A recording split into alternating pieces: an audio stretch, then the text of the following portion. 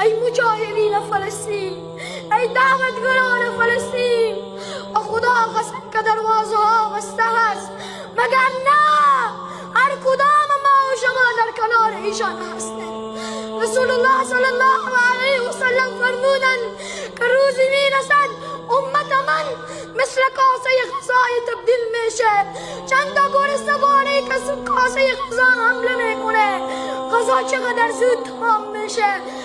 صحابه عرض کردن یا رسول الله در اون روز امت کمن، یا رسول الله در اون روز امت خیلی هن. رسول الله گفتن نه، امت به میلیون ها میرسه، امت به میلیارد ها میرسه، ولی دو چیز در بینشان میآیه، حب الدنیا و کراهیت الموت. دنیا میآیه امت ما را غافل میسازه.